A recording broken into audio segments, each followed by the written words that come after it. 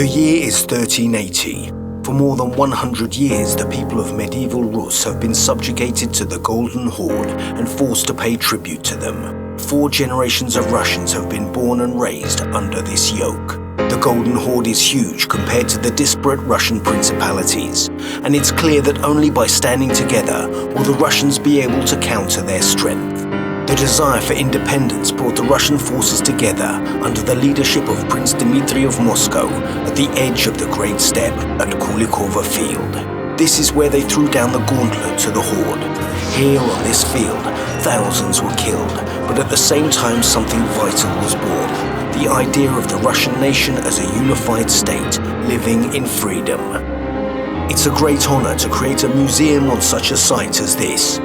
After 25 years of research, doubts and experimentation, we now proudly present the Museum of Kulikovo Field. From a bird's eye view, the museum looks like a white cross in the form of a memorial to the fallen. Kulikovo Field is a battlefield museum dedicated not to conflict, but to memory and history.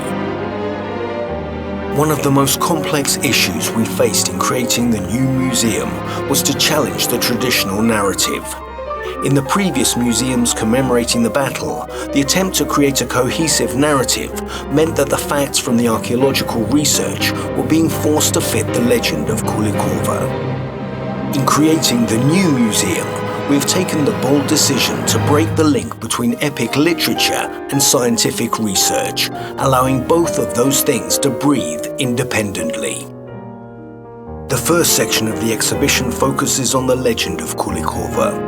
It brings the epic story to life through multimedia and sets the visitor on a journey that stirs the soul. The poignant conclusion to this part of the exhibition takes the visitor into the very heart of the battle.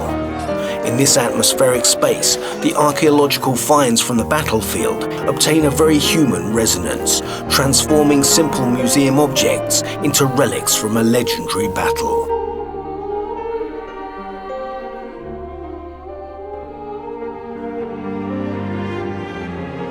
The second part of the exhibition focuses on the academic research around the legend. At its heart is our award-winning 3D model of the battle, complete with dynamic light projection, where the events associated with the battle are designed into the reconstructed medieval landscape. The most interesting challenge of all was to create a museum whose main exhibit lies beyond its walls, the actual battlefield of Kulikovo. The entire exhibition leads the visitor towards the culminating point, a viewing platform where the panorama of Kulikovo field opens out in front of them.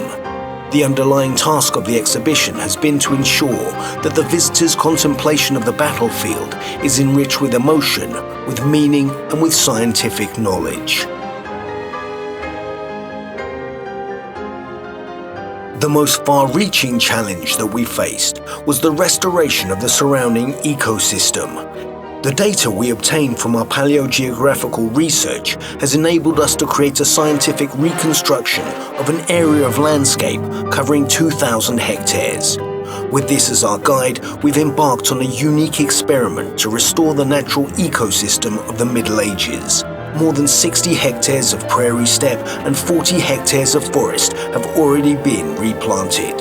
Slowly but surely, the field is regaining its historic appearance. The feather grass glistens like silver. Oak trees in the legendary green oak wood soar upwards. Across this huge area of land, our museum colleagues, with the invaluable assistance of local people, are gradually cultivating history. From the very beginning, we've set ourselves one ambitious challenge: to build a world-class museum founded on the principles of cultural democracy. A new era of museum construction is beginning in Russia, and a social commitment to world-class museums is taking shape. We hope that the Museum of Kulikovo Field will become known not just as a part of this new era, but as the pioneer that set the standard for the future. Kulikovo Field, rising to the challenge since 1380.